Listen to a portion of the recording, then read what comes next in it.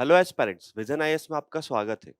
News today के इस आज के इस सेशन में हम चर्चा करेंगे 28 फरवरी की हमारी जो महत्वपूर्ण खबरें हैं उनके बारे में। तो चलिए सबसे पहले जान लेते हैं आज की हमारी मुख्य सुर्खियां कौन-कौन सी है।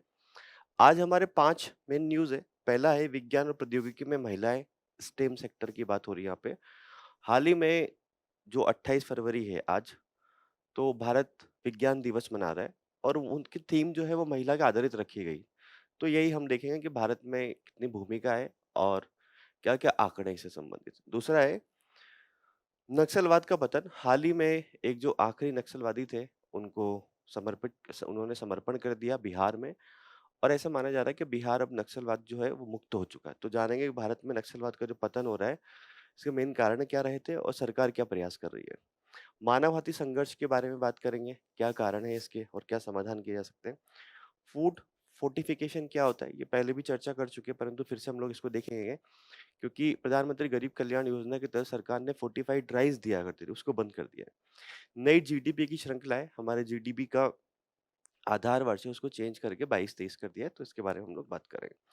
साथ-साथ में कुछ शॉर्ट न्यूज़ की बात करेंगे जैसे कि डुरेंट line, project cheetah, Bandhavgarh tiger reserve, Epstein Barr virus, ठीक है?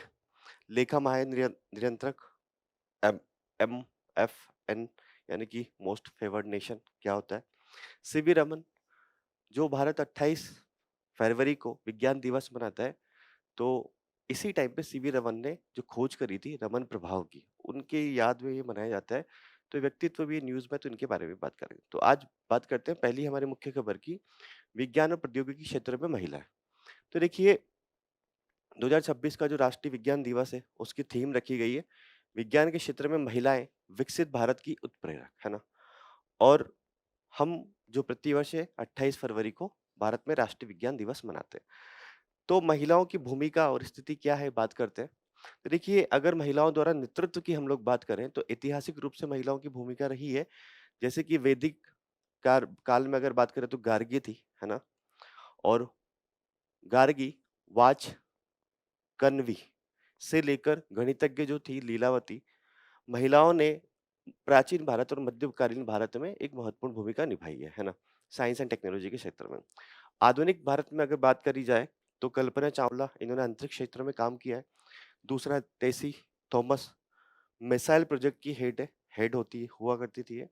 रितु करिधल श्रीवास्तव स्पेस इंजीनियर है। तो महिलाओं की आधुनिक भारत में भी अच्छी खासी भूमिका रही है।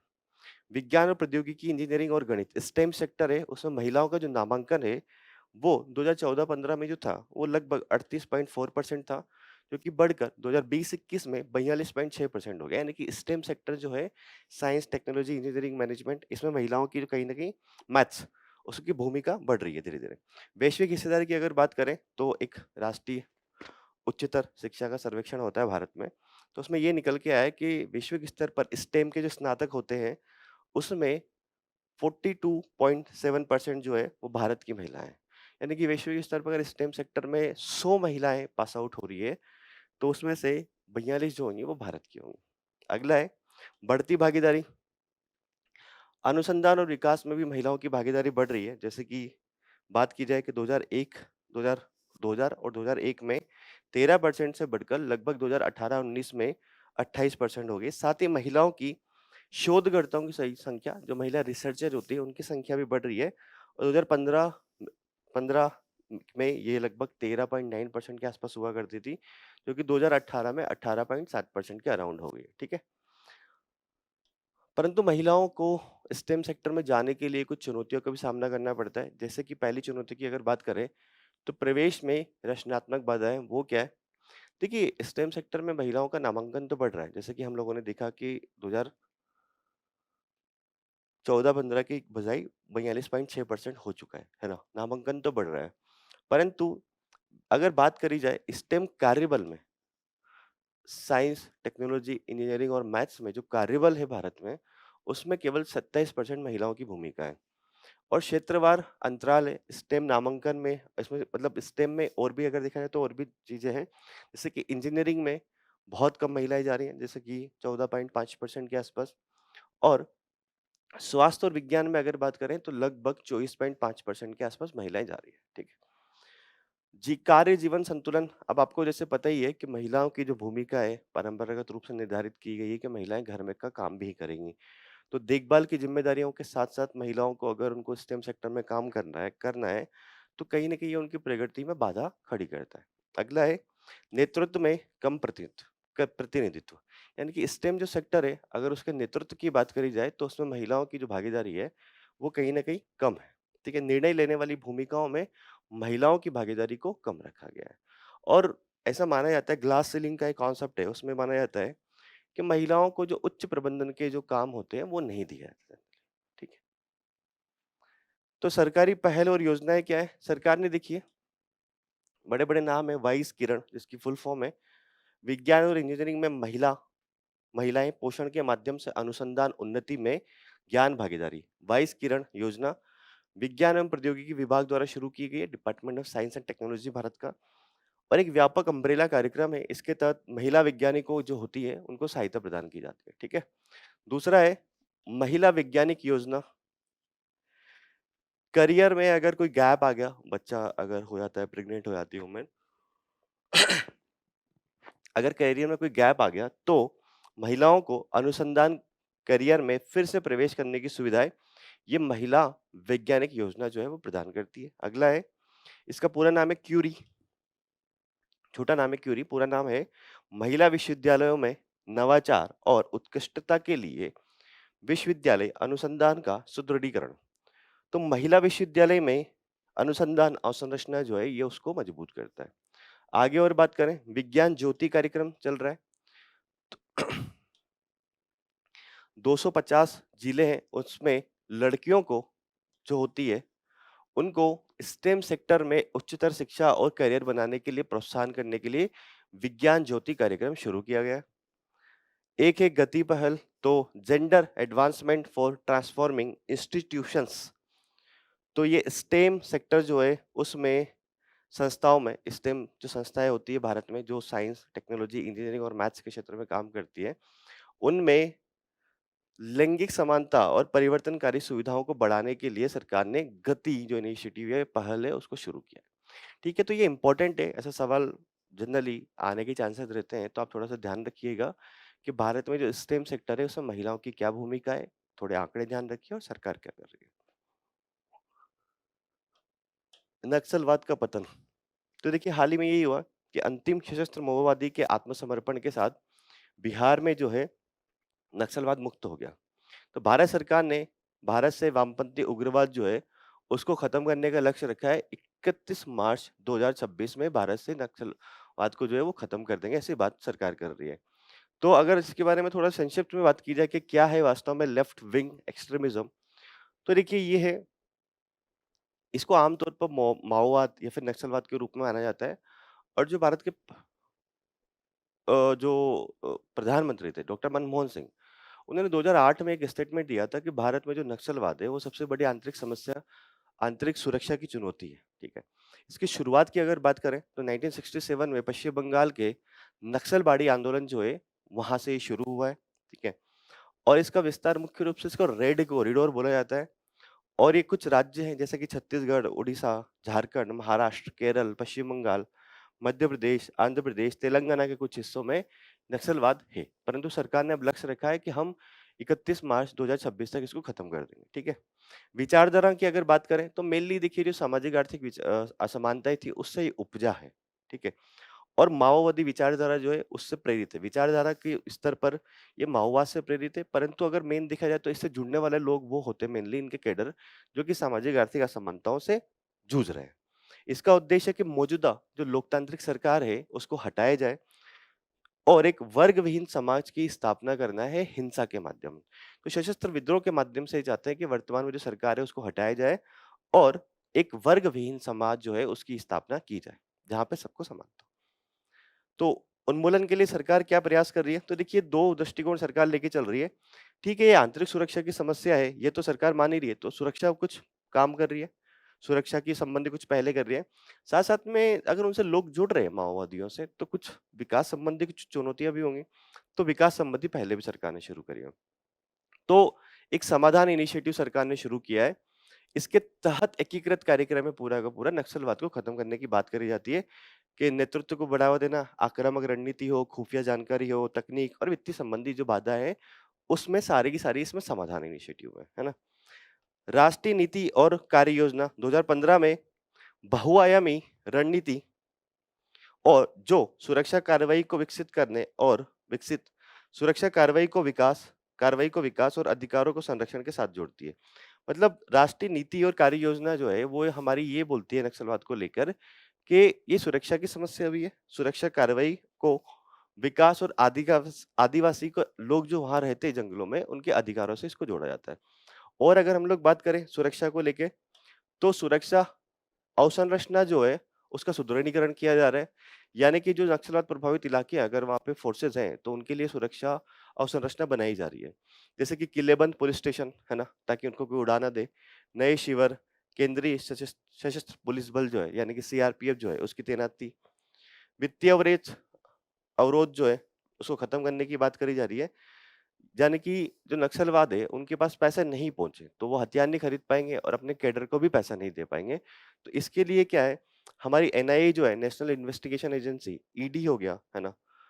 इसके तहत जो ये जो एजेंसियाँ है, वित्त पोषण जो है माओवाद का, उसको रोकने का प्रयास कर रही है। अब हम लोग अगर विकास संबंधी पहलों की बात करें, तो विकास संबंधी पहले हैं, विशेष केंद्रीय सहायता। सबसे अधिक प्रभावित जिले जो है, वहाँ पर जैसे कि स्कूल खोलना है, स्वास्थ्य संरचना खोलनी है, सड़क बनानी है, इसके लिए अवसंरचना की कमी को दूर करने के लिए सरकार ने फंडिंग प्रदान करती है उन जिलों में जहां पर ज्यादा नक्सलवाद की समस्या है। वित्तीय समावेशन की बात करी जा रही है। माओवादियों की समानांतर वसूली प्रणाली जो होती है, लोगों से जो वसूल करते हैं माओवादी, तो उसको कमजोर करने के लिए बैंकिंग हो गया, डाकघर हो गया और औपचारिक वित्तीय पहुंच जो है, वो लोगों तक पहुंचाई जा रही है माओवाद प्रभावित इलाके में। अगला है नागरिक कार्रवाई कार्यक्रम। विश्वास सृजित करने के लिए मतलब सरकार पे विश्वास करे जो आदिवासी लोग हैं जहाँ पे नक्सलवाद प्रभावी है करने के लिए करने और स्थानीय अलगाव को कम करने के लिए सुरक्षा बल जो है वो जनसंपर्क कार्यक्रम भी चलाते हैं और माओवाद की जो विचारधारा है उसके अगेंस्ट में लोगों को जागरूक करते हैं। अगला है आकांक्षी जिला कार्यक्रम जो कि नीति आयोग के द्वारा शुरू किया गया था। उग्रवाद के मूल सामाजिक आर्थिक कारणों को दूर करने के लिए कल्याणकारी योजनाओं की आपूर्ति और निगरानी करने के लिए आकांक्षी जिला कार्यक्रम नीति आयोग के द्वारा शुरू किया था। यानी कि जो सबसे पिछड़े जिले हैं वहां कुछ संकेतों के आधार पर उनको विकसित बनाया जा सके थोड़ा ना। ठीक है, ये तो हो गया। अब मानव हाथी संघर्ष की बात करी जा रही है कि क्या है ये। तो देखिए हाल ही में झारखंड और वेस्ट बंगाल जो है वहां पर मानव हाथी संघर्ष के जो मामले हैं वो सामने आए हैं। और ऐसे बात है कि भारत में एशियाई हाथियों की वैश्विक आबादी का लगभग 60% हिस्सा रहता है। यानी कि एशिया में जितने भी हाथी हैं उसका 60% जो है वो भारत में रहता है। और मानव हाथी संघर्ष के कारण प्रति वर्ष लगभग 500 लोगों की मृत्यु भी हो जाती है। हाथियों की भी होती है, लोगों की भी हो जाती है। तो कारण क्या है मानव हाथी संघर्ष के? ठीक है, तो देखिए मानव जनित कारण क्या है जो हम खुद पैदा कर रहे हैं, वो कारण क्या है? सबसे पहले तो यही है कि जो पर्यावास है उनकी क्षति और विखंडन हो रहा है। अब आप जो हाथी जहाँ रहते हैं उसके पर्यावासों का विखंडन कर देंगे तो वो कहाँ रहेगा? फिर वो इंसानी आबादी के क्षेत्रों में आएगा। ठीक है, तो हम जैसे वनों की कटाई कर लेते हैं, कृषि का विस्तार कर रहे हैं, मानवीय बस्तियों के कारण हाथियों के प्राकृतिक जो आवास है, पर्यावास है, वो विभाजित हो गए। इस कारण वो कई बार बस्तियों में आ जाते हैं। अगला है अवसंरचना का विकास। जैसे कि हम जंगलों में राजमार्ग हो गया, रेल पटरियों का निर्माण करते हैं, तो हाथियों के पारंपरिक आवागमन का जो उनका मार्ग रहता है वो बाधित हो जाता है। तो इसकी वजह से भी मानव पशु संघर्ष होता है, यानी कि हाथी और मानव संघर्ष होता है। प्राकृतिक कारण क्या है कि देखिए जलवायु परिवर्तन हो रहा है, इसकी वजह से सूखा हो रहा है और तापमान भी बढ़ रहा है। अगर सूखा तापमान हो रहा है तो जल की उपलब्धता कम हो रही होगी हाथी के परिवास के क्षेत्रों में। तो अब हाथी फिर नए क्षेत्रों में जाने के लिए मजबूर हो गया और नए क्षेत्रों में कहा जहां इंसान रहता है फिर वहां जाएगा। मौसमी प्रवास करते हैं हाथी जो है, खाद्य और जल के लिए तलाश में प्रवास भी करते हैं। इसकी वजह से भी उनका मानव के साथ कभी कभी संघर्ष हो जाता है। प्राकृतिक पर्यावास का क्षरण हो रहा है। जैसे बहुत सी बार फॉरेस्ट फायर लग जाती है तो उसकी वजह से भी जो हाथियों के स्थल है, पर्यावास है, वो खराब हो जाते हैं। आक्रामक प्रजातियां उनके प्रसार हो जाता है, इसकी वजह से भी उनके पर्यावास को नुकसान पहुंचता है। और पारिस्थितिकी परिवर्तनों के कारण जो है खाद्य जो होए जहाँ पर हाथियों का पर्यावास होता है, तो उनमें उपलब्धता है वो कम हो रही है। इसकी वजह से हाथी जो है वो नए क्षेत्रों को ढूँढने के लिए मजबूर हो रहे हैं और इससे मानव-पशु या फिर मानव-हाथी संघर्ष होता है। तो समाधान क्या है? देखिए भू-परिदृश्य स्तरीय पर्यावास संबंधिता, ये क्या है? यानी कि विखंडित पर्यावासों को फिर से समेकित करने के लिए। जैसे कि अगर ऐसे हो गए, हाथी के पर्यावास विखंडित हो गए, तो उसको फिर से समेकित करने के लिए एक अफ्रीका में योजना चल रही है, international fund for animal welfare इफा की रू रूम टू रोम जैसी पहल जो है, जो कि अफ्रीका में हाथियों के विखंडित आवासों को एक तरह से संगठित कर रही है, एकीकृत कर रही है। ऐसी पहल जो है, वो भारत में भी बनाई जा सकती है और एक सुरक्षित गलियारों का विकास किया जा सकता है। ठीक है? पूर्व चेतावनी और तकनीक कैसे? कि अचानक होने वाले जो संघर्ष होते हैं, उनको रोकने के लिए एसएमएस अलर्ट किया जा सकता है। एलईडी चेतावनी प्रणाली हो सकती है, सेंसर हो सकता है, जीपीएस हो सकता है, रेलवे डिटेक्शन सिस्टम होता है, कुछ तो ऐसा किया जाए, टेक्नोलॉजी का उपयोग किया जाए जिसकी वजह से क्या हुआ है, मानव और हाथी का संघर्ष ना हो। भौतिक और जैविक अवरोध कैसे हो सकते हैं? काम आ सकते हैं। खेतों में हाथियों का जो प्रवेश है, जैसे हाथी जो है, वो नए खाद्यान्न के लिए आ रहे हैं मानव के क्षेत्रों में।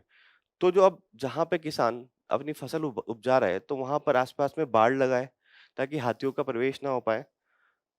सौर बाड़ लगाए, खाइया बना दे आसपास खेत के, मधुमक्खियों की बाड़ लगा दे, मिर्च का उपयोग करे, जैव बाड़ इत्यादि कुछ भी वो कर सकता है ताकि हाथी वहां पे प्रवेश नहीं कर पाए। पर्यावास सुधार के उपाय वो कैसे? कि हाथी का जो पर्यावास है उनका सुधार किया जाए।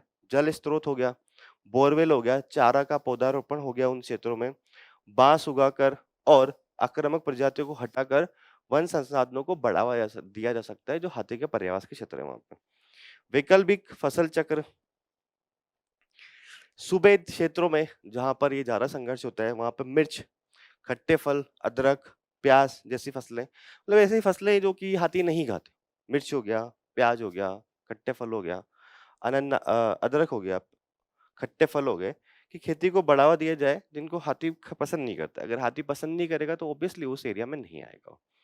अब सरकार भी कुछ प्रयास कर रही है, जैसे कि प्रोजेक्ट एलिफेंट की बात करी जा रही है। प्रोजेक्ट एलिफेंट जो है वो सरकार ने 1992 में शुरू किया गया था और इसका उद्देश्य यही था कि हाथियों का जो संरक्षण है उसको बढ़ावा देना और उनका जो पर्यावास है और उनके गलियारा जो है को विकसित करना और संघर्ष जो है उसको कम करने के लिए एक केंद्रीय योजना थी, प्रोजेक्ट एलिफेंट 1992 में शुरू किया गया था।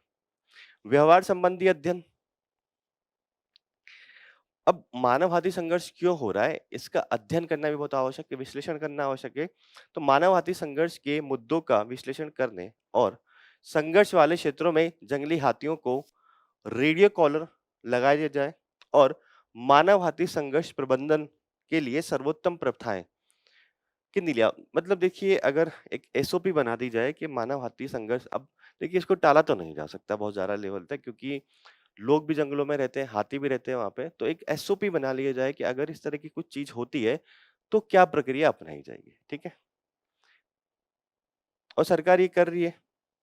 क्षेत्रीय कार्य योजना, पर्यावरण, वन और जलवायु परिवर्तन मंत्रालय जो है भारत सरकार का, ने परिदृश्य स्तर और बहुराज्य दृष्टिकोण अपनाते हुए एक क्षेत्रीय कार्य योजना विकसित करी है, ताकि मतलब देखिए क्षेत्रीय दृष्टिकोण मतलब ये होगा कि हाथियों का गलियारा कोई राज्य तो दिखेगा नहीं, जिला भी नहीं दिखेगा। तो एक एकीकृत रूप से, क्षेत्रीय रूप से कार्रवाई करने की आवश्यकता है। जैसे झारखंड और पश्चिम बंगाल जो है, वो दोनों मिलकर काम करें इसे, ठीक है? तो सरकार ये कुछ प्रकार के प्रयास कर रही है।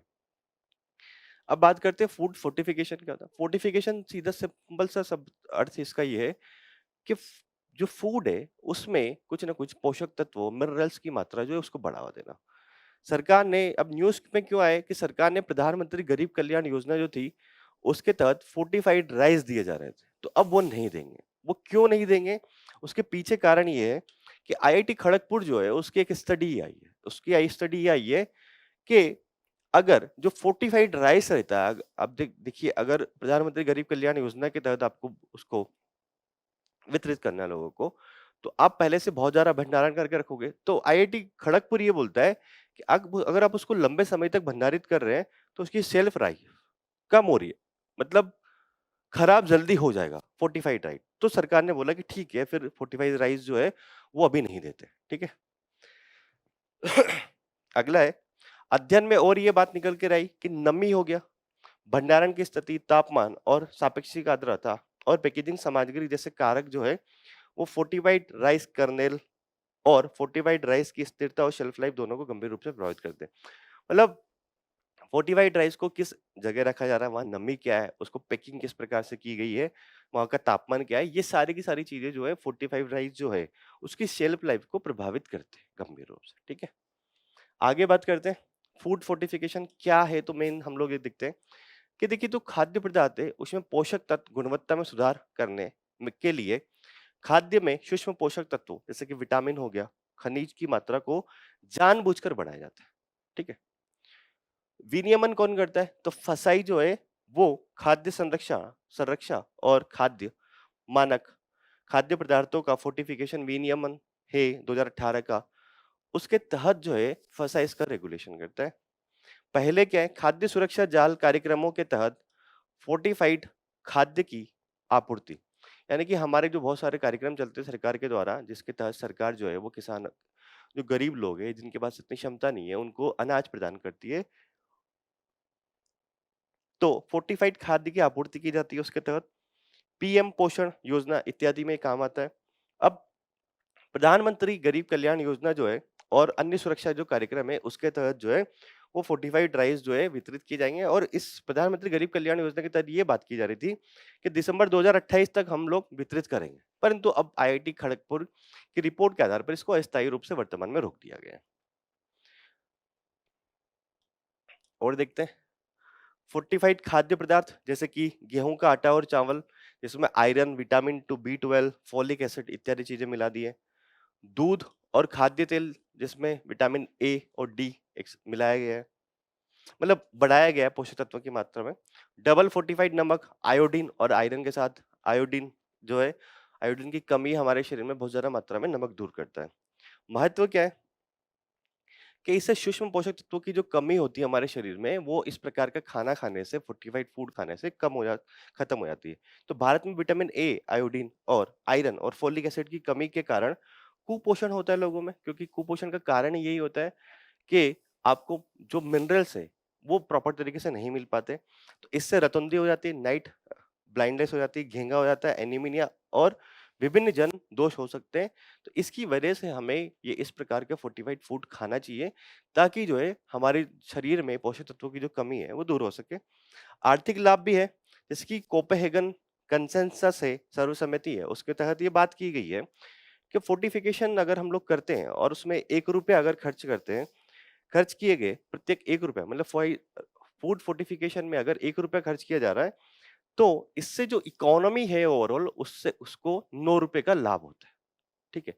तो आर्थिक लाभ भी इसका है एक तरह से। आगे बात करते हैं। ठीक है, ये हो गया फूड फोर्टिफिकेशन। अब बात करते हैं नई जीडीपी की श्रृंखला। तो देखिए ये मेन प्रीलिम्स के काम का थोड़ा सा ध्यान रखिएगा। तो हाल ही में भारत का जो मौसमी मिनिस्ट्री है ना, उसने इस जारी किया है, सांख्यिकी और कार्यक्रम कार्यान्वयन मंत्रालय ने वार्षिक अनुमान और राष्ट्रीय मासिक राष्ट्रीय लेखा अनुमान जो है उसको चेंज किया है। तो देखते हैं क्या है। नया आधार वर्ष जो है वो 22-23 हो गया है, ये सबसे इंपॉर्टेंट है। पहले क्या था, 11-12 था। 2019-21 के कोविड-19 उस बीच में आया था, तो व्यवधानों के बाद वित्त वर्ष 2022-23 को सबसे हालिया सामान्य अवधि के रूप में चुना गया। मतलब ये बोला गया है कि जो कोविड-19 वाला टाइम नहीं रखते हैं, 22-23 जो है वो सबसे सूटेबल रहेगा। और 19 से पहले वाला ज्यादा पुराना रहा था, तो बोला कि 22-23 ठीक रहेगा। नवीन डाटा स्रोत, अब ये बोला कि अब जो डाटा जो लिया जाएगा जीडीपी के लिए वो जीएसटी वाला हो, तो उससे लिया जाएगा संग्रह से। ई वाहन पोर्टल जो होता है उससे लिया जाएगा, सार्वजनिक वित्तीय प्रबंधन प्रणाली है उससे लिया जाएगा। मतलब अब डाटा को और विविधता लाई जाएगी, विभिन्न तरीके से जो डाटा है उसको लाया जाएगा ताकि हमारे देश में जो जीडीपी है या फिर अन्य आर्थिक संकेतक है उनकी एक बेहतर पिक्चर समझ में आ सके। परिष्कृत अपस्फीति तकनीक यानी कि डिफ्लेशन टेक्निक क्या है, विनिर्माण और कृषि में अब दोहरी अपस्फीति यानी कि डिफ्लेशन जो कि 2 आधार पर निकाली जाएगी, निर्गत मूल्य के साथ साथ आगत मूल्य पर भी लागू की गई, जबकि एकल अपस्फीति का उपयोग बंद कर दिया गया। ठीक है। मतलब अब डबल इन्फ्लेशन डिफ्लेशन निकाला जाएगा, एक तो निर्गत मूल्य पर और एक आगत मूल्य पर। ठीक है।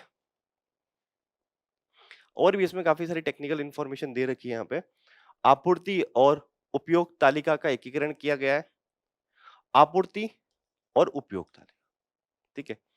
उत्पादन और व्यय आधारित जीडीपी अनुमानों के बीच विसंगतियों को कम करने के लिए आपूर्ति और वितरण तालिका जो है उसको जोड़ा गया है इसमें। निजी अंतिम उपभोग व्यय को बेहतर अनुमान लगाया जा सके उसके लिए उत्पादन प्रशासनिक डाटा हो गया।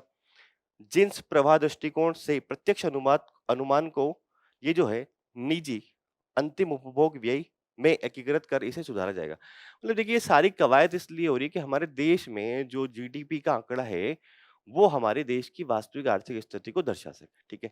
और जीडीपी क्या होती है? जीडीपी होती है कि किसी देश में एक साल के अंतर्गत उत्पादित वस्तुओं और सेवाओं का अंतिम मूल्य जो होता है वो जीडीपी होती है। सामान्य सरकारी समायोजन, सरकारी अनुमानों में अब पुरानी पेंशन योजना के साथ-साथ नई राष्ट्रीय पेंशन प्रणाली जो है उसके क्रियान्वयन को भी शामिल कर लिया गया है। अन्य समावेशन क्या है कि संशोधित जीडीपी श्रृंखला में डिजिटल प्लेटफॉर्म्स हो गए, गिग इकोनॉमी की गतिविधियों को शामिल किया गया है इसमें। करते हुए नियोजित किए गए घरेलू कामगार को भी समेकित किया गया। पहले हम लोग बात करते थे कि जीडीपी के कैलकुलेशन में बहुत सारे लोग तो करते होते ही नहीं। जैसे घरेलू कामगार जो हो गया, उनका जो आर्थिक मूल्य होता है, जो वो काम कर रहे हैं, उसको शामिल किया ही जाता नहीं था जीडीपी में। तो अब ये बोला गया कि उसको शामिल करेंगे। घरेलू और अनौपचारिक क्षेत्र जो हो गया, है ना? इन्फॉर्मल सेक्टर जो हो गया, उसको भी अब इंक्लूड किया जाएगा इसमें, ठीक है? तो संशोधित क्यों किया गया है? देखिए संरचनात्मक बदलाव है। पिछले 1 दशक में डिजिटल सेवाएँ भारत में बहुत ज़्यादा बढ़ गई है। तो नवीकरण डिजिटल सेवाएँ बढ़ी है, नवीकरणीय ऊर्जा की हम लोग बात करते हैं और उपभोग का जो पैटर्न है लोगों का वो भी चेंज हुआ है, तो वो रिफ्लेक्ट होना चाहिए हमारे जीडीपी में, ठीक है? अंतर्राष्ट्रीय सर्वोत्तम अभ्यास, समय-समय पर डाटा अगर चेंज करेंगे तो अंतर्राष्ट्रीय जो मानक है संयुक्त राष्ट्र के, उसके आधार पर हम एक तरह से अपडेट कर पाएँगे हमारे जीडीपी के आंकड़ों को, है ना? मतलब मानकों के साथ संरेखण करना। अब इसका प्रभाव क्या होगा? देखिए ये प्रभाव ये है कि यहाँ पर कुछ अगर हम 22-23 आधार वर्ष लेंगे तो कुछ हमारा यहाँ पे राजकोषीय घाटा जैसे बढ़ जाएगा, जीडीपी के आकार में कमी हो जाएगी। तो कुछ आंकड़े दिए हुए हैं, देख लेते हैं। वास्तविक समृद्धि दर वित्त वर्ष 2025-26 में 26 के लिए बढ़कर 7.6 हो गई है। लेकिन अर्ध वास्तविक यानी कि रियल जीडीपी लेकिन अर्थव्यवस्था के मौद्रिक आकार में पिछले अनुमान की तुलना में 2023-26 के दौरान लगभग 3.3 से 3.8 वित्त वर्ष 2025-26 के लिए इतना लाख कुछ करोड़ में कमी आई है। मतलब अगर हमने अब बेस ईयर को चेंज कर दिया है तो कुछ न कुछ जो आंकड़े हैं वो चेंज हो रहे हैं थोड़े से, ये बात बोली जा रही है। उच्च राजकोषीय घाटा, अब हमने जैसे आधार वर्ष चेंज किया है तो राजकोषीय घाटा जो है वो 2025-26 में हमारा जीडीपी के अनुमान का ये अनुमान था कि 4.36% होगा, अब वो बढ़कर 4.51% हो गया। उच्च जीडीपी उच्च ऋण जीडीपी अनुपात, ठीक है? तो इससे क्या है? मतलब ऋण जीडीपी अनुपात है वो भी बढ़ जाएगा। तो 2026-27 के लिए अब 57.7% बजट लक्ष्य जो था उससे ज्यादा हो रहा है। मतलब बजट लक्ष्य था हमारा कि हम लगभग 55.6% होगा, तो हो रहा है 57.5%। इससे 2031 तक केंद्रीय ऋण को ये बात की गई थी कि केंद्रीय ऋण जो है उसको 2031 तक 50% ले आएंगे, तो वो नहीं हो पाएगा, है ना? लक्ष्य प्राप्त करने में कठिनाई हो सकती है। तो ये कुछ चेंज हुआ है, ये इतना खास नहीं है, परंतु आप ये ध्यान रखिएगा क्या-क्या उसमें ऐड किया गया है। प्रीलिम्स में परफेक्ट है ये सवाल बनने के लिए, ठीक है? देखिए पहली हमारी खबर है, देखिए पहली डूरंड लाइन की खबर है। डूरंड लाइन न्यूज़ में इसलिए है क्योंकि पाकिस्तान और अफगानिस्तान के बीच में एक तरह से वॉर शुरू हो गई है। तो ये डूरंड लाइन जो है, वो पाकिस्तान और अफगानिस्तान के बीच में लगभग 2600 किलोमीटर के आसपास रेखा है और अफगानिस्तान जो है उस रेखा को नहीं मानता और इसी वजह से जो कहीं न कहीं उनके बीच में विवाद हो रहा है। अभी तो जो खैर संघर्ष शुरू हुआ है वो ये बोल रहा है पाकिस्तान कि अफगानिस्तान में बहुत सारे टेरर कैंप्स हैं, तो हम उसको नष्ट कर रहे हैं, ठीक है? अब ये 1983 में ब्रिटिश के द्वारा प्रस्तावित किया गया था। उस टाइम पे जो अफगानिस्तान को ब्रिटिश इंडिया जो है उससे अलग करने के लिए डूरंड लाइन बनाई गई थी और किसने बनाई थी? इसका नाम है सर मोर्टिमर डूरंड के नाम पे रखा गया। ठीक है, आगे बढ़ते हैं। सिंपल था वो तो। अगला है हमारा प्रोजेक्ट चीता। तो देखिए प्रोजेक्ट चीता जो है उसके तहत बोत्सवाना जो देश है वहां से हम 8 जो चीते हैं वो मध्य प्रदेश का जो कूनो नेशनल पार्क है वहां लेके आ रहे हैं। ये हमने जो परियोजना है वो लगभग 2022 में शुरू करी थी, प्रोजेक्ट चीता। और ये तीसरी बार है कि हम अफ्रीका से भारत में जो चीते लेके आ रहे हैं। पहले हम 2022 में नामीबिया से ला चुके, सवाल आ चुका है यूपी में, यूपीएससी में इसके बारे में। और 2023 में दक्षिण अफ्रीका से लाए और 2026 में हम लोग बोत्सवाना से 8 लेके आ रहे हैं। कभी भारत में देखिए, पहले भारत में चीता हुआ करता था, परंतु 1952 में जो उसको एक तरह से एक्सटिंक्ट घोषित कर दिया गया, यानी कि विलुप्त घोषित कर दिया गया। तो हम चाह रहे हैं कि वापस से भारत में चीता का रीअलोकेशन हो, है ना? तो प्रोजेक्ट चीता को 2022 में शुरू किया गया था और इसका उद्देश्य था कि अफ्रीकी देशों से चीता जो है वो भारत में लेके आना और एक तरह से उसका रीलोकेशन करना। यह विश्व में किसी भी बड़े जंगली मांसाहारी जानवर की पहली अंतर महाद्वीपीय हस्तांतरण पहल है। क्रियान्वयन एजेंसी जो है वो हमारी राष्ट्रीय बाघ संरक्षण प्राधिकरण है, वो है। और इसको टेक्निकल सपोर्ट प्रदान कर रहा है wild life institute of India. ठीक है, अगला बात करते हैं बांधवगढ़ नेशनल पार्क। तो देखिए, मध्य प्रदेश सरकार ये बोल रही कि बांधवगढ़ नेशनल पार्क में 2025 से अब तक लगभग 8 बाघों की जो है वो मृत्यु हो चुकी है। और इसका कारण है कि बिजली के जो तार है उसकी वजह से, अवैध बिजली के तारों की वजह से। तो कहाँ है ये? मध्य प्रदेश के उमरिया जिले में और विंध्य पहाड़ियों में स्थित है। रामायण परंपरा के अनुसार जुड़े ऐतिहासिक बांधवगढ़ किले के नाम पर है। रामायण में ऐसा कोई किला होगा तो उसके नाम पर है। संरक्षण की स्थिति बात करें तो पहले इसको नेशनल पार्क घोषित किया गया था, बाद में प्रोजेक्ट टाइगर भी बनाया गया और टाइगर रिजर्व भी अधिसूचित कर दिया गया। इसमें वनस्पति की अगर बात करें तो उष्णकटिबंधीय शुष्क पर्णपाती वनों की अधिकता पाई जाती है। साल मिश्रित वनस्पति और घास भूमियां जो है वो यहाँ पाई जाती है। प्राप्त जीव जंतुओं की बात करें तो उच्च बाघ घनत्व के लिए प्रसिद्ध है, मतलब बाघ घनत्व अच्छा खासा है यहाँ पे बांधवगढ़ में। तेंदुआ भी मिलता है, हिरण की प्रजाति, हिरण तो सब जगह मिलते ही है ना, और बहुत सारे पक्षी मिलते हैं, ऐसी बात है। अगला है एक वायरस के बारे में, Epstein Barr virus. Epstein file तो आप सुन ही रहे होंगे, तो एप्स्टीन बार वायरस भी आ गया है। और ये हमारे हाल ही में वैज्ञानिकों ने एप्स्टीन बार संक्रमण से निपटने के लिए एक एंटीबॉडी जो है उसको विकसित किया है। तो एप्स्टीन बार वायरस क्या है? देखिए, ये वायरस जनित संक्रमण है। और कौन सा वायरस जनित है? ह्यूमन हर्पिस वायरस 4 जो है उससे होता है संक्रमण ये वाला। मुख्यतः व्यक्ति के लार और शारीरिक तरल पदार्थों के माध्यम से ये हमारे फैलता है। सामान्य लक्षण क्या है कि बुखार आ रहा है, गले में खराश हो रही है, थकान हो रही है, लसिका ग्रंथियां जो है वो सूज जाती है इससे, है ना। जटिलताएं क्या है? दुर्लभ रूप से बर्केट लिम्फोमा और नासोफेरी रीजल नासो नासोफेरिजियल कार्सिनोमा जैसा कैंसर जो है से जुड़ा हो सकता है। मतलब अगर आपको ये वायरस हो रहा है, इसकी वजह से संक्रमण हो रहा है, तो ऐसा कुछ प्रकार है कैंसर के, वो कैंसर होने के चांसेस रहते हैं। ठीक है, वर्तमान में जो है इसका कोई विशिष्ट इलाज और टीका उपलब्ध नहीं है, तो इसलिए यह बहुत हानिकारक और भी हो जाता है ये। अगला है, अगला एक संक्रमण के बारे में, मेनी गोकोल गोकोकल मेनिंगोकोकल संक्रमण। तो मेघालय में संदिग्ध मेनी गोकोकल प्रकोप के बीच 2 अग्निवीर प्रशिक्षु मतलब जो अग्निवीर के जो सैनिक वहां पे ट्रेनिंग ले रहे थे, उनकी संक्रमण से मौत हो गई, ऐसी न्यूज आई है। तो क्या है ये संक्रमण? तो बैक्टीरियल संक्रमण है, बैक्टीरिया से होता है, ये थोड़ा सा ध्यान रखिएगा, जो नाइसेरिया मेनिंजाइटिस मेनिंजाइटिस के कारण होता है। संक्रमण का कारण क्या है या माध्यम क्या है? तो श्वसन बूंदों, छींक से निकलने वाले ड्रॉपलेट्स के माध्यम से, लार और निकट संपर्क के माध्यम से ये फैलता है जनरली। लक्षण क्या है? इससे बुखार हो सकता है, ठीक है, गर्दन में अकड़न, सिर दर्द, चकते, तेज रोशनी से परेशानी और मतली, मतलब जी मल चलाना। गंभीरता क्या है कि इससे उच्च मृत्यु दर है, जिससे होता है, देखिए ये सैनिकों की मौत ही हो गई। उपचार के बावजूद 10 से 15% जो है लोगों की मृत्यु हो जाती है।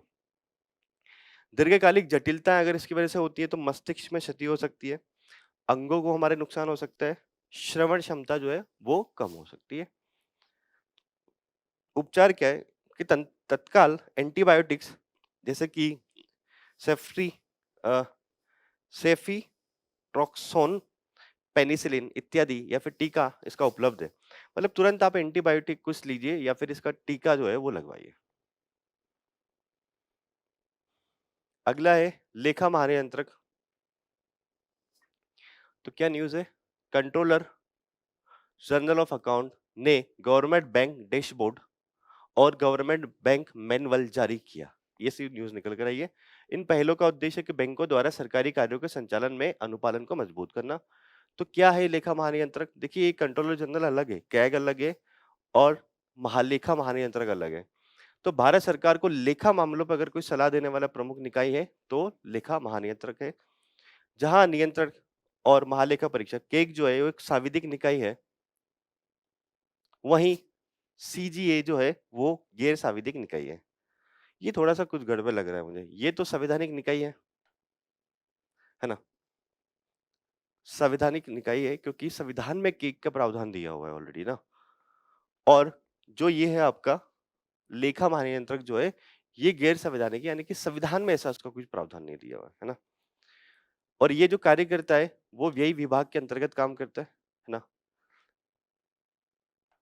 जो हमारा फाइनेंस मिनिस्ट्री है उसके व्यय विभाग के अंतर्गत ये काम करता है। भारत सरकार के लेखा तैयारी, संकलन, प्रस्तुतिकरण के लिए उत्तरदायी है इसका कार्य। राजकोष का नियंत्रण सुनिश्चित करता, प्राप्तियों और भुगतान को प्रशासन करता तथा विभिन्न मंत्रालयों में आंतरिक लेखा परीक्षा कार्यों की निगरानी करता। भारत सरकार के लिए व्यय, राजस्व, उधारी और विभिन्न राजकोषीय संकेतक जो होते हैं का मासिक और वार्षिक विश्लेषण जो है वो आपका लेखा महानियंत्रक तैयार करता है। तो व्यय विभाग के अंतर्गत है, ये थोड़ा सा आपको इम्पोर्टेंटली ध्यान रखना पड़ेगा, है ना। मोस्ट फेवर्ड नेशन, तो यूरोपीय संघ और भारत ने एक दूसरे को 5 साल के लिए मोस्ट फेवर्ड नेशन का दर्जा दिया है। तो क्या है ये देखिए डब्ल्यूटीओ के अंतर्गत दिया जाता है।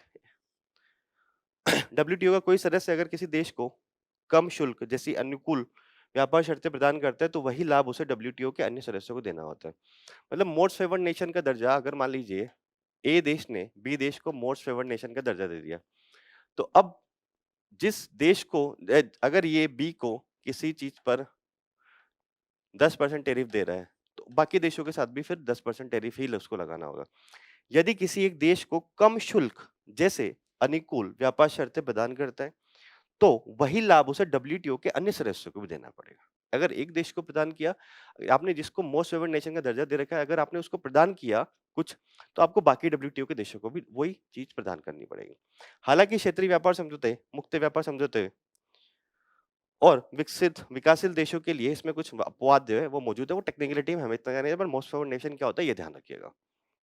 अगला है हमारे सुर्खियों में रहे एक व्यक्तित्व है सीवी रमन। तो जैसे कि हमने बात करी थी कि 28 फरवरी को जो है भारत का राष्ट्रीय विज्ञान दिवस मनाया जा रहा है और प्रसिद्ध भौतिक विज्ञानी चंद्रशेखर वेंकट रमन द्वारा 1928 में रमन प्रभाव की जो खोज की गई थी उसके उपलक्ष्य में मनाया जाता है। तो सीवी रमन के बारे में बात करें तो जन्म इसका तमिलनाडु में हुआ था इनका। वैज्ञानिक योगदान की अगर इनकी बात की जाए तो रमन प्रभाव जो है वो बात करी थी इन्होंने। और रमन प्रभाव क्या है? लाइट का स्कैटरिंग जो है वो बात करी थी, ठीक है।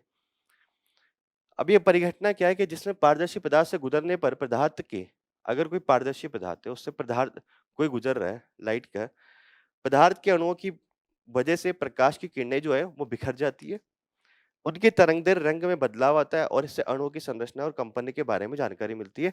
ये साइंस एंड टेक्नोलॉजी में आप कभी पढ़ेंगे इसको पूरी डिटेल में कि वास्तव में क्या होता है आपका स्कैटरिंग ऑफ लाइट। अगला क्या है? अन्य प्रमुख योगदान क्या है कि देखिए प्रकाशिकी और स्पेक्ट्रोस्कोपी में योगदान दिया उन्होंने। भारतीय संगीत के क्षेत्र में वाद्य यंत्रों की ध्वनिकी पर शोध किया। क्रिस्टलोग्राफी और ठोस अवस्था में भौतिकी में शोध किया, कुछ और चीजों में भी शोध किया उन्होंने। कुछ पुरस्कार और सम्मान भी प्राप्त हुए, जैसे कि रमन प्रभाव के लिए इन्हें भौतिकी का नोबेल मिला था 1930 में। भारत सरकार ने 1954 में भारत रत्न प्रदान किया इनको, ठीक है। रॉयल सोसाइटी जो है ब्रिटेन की उसके फेलो थे ये, ठीक है। फ्रैंकलिन पदक इनको मिला। लेनिन शांति पुरस्कार जो है वो इनको प्राप्त हुआ रशिया का। इनसे क्या सीख सकते हैं मूल्य? देखिए वैज्ञानिक थे तो वैज्ञानिक सोच सीख सकते हैं, धैर्य सीख सकते हैं क्योंकि वैज्ञानिकों को देखिए बहुत सारी चीजों में टाइम लगता है, ऐसे तुरंत प्राप्त नहीं होता। उत्कृष्टता सीख सकते हैं, जिज्ञासा सीख सकते हैं क्योंकि जो साइंटिस्ट बनेगा उसमें जिज्ञासु प्रवृत्ति अगर नहीं होगी तो वो अपने शोध को आगे बढ़ा ही नहीं पाएगा। ठीक है। तो हमने आज आपकी 28 फरवरी की जितनी भी महत्वपूर्ण खबरें थी और शॉर्ट न्यूज़ थी, उनके बारे में विस्तार से चर्चा करी है। उम्मीद है आज का ये सेशन आपकी आने वाली तैयारी के लिए, एग्ज़ाम की तैयारी के लिए लाभदायक होगा और ऐसे ही अन्य और सेशन देखने के लिए जुड़े रहिए विज़न आईएएस के साथ। Thank you so much and all the best.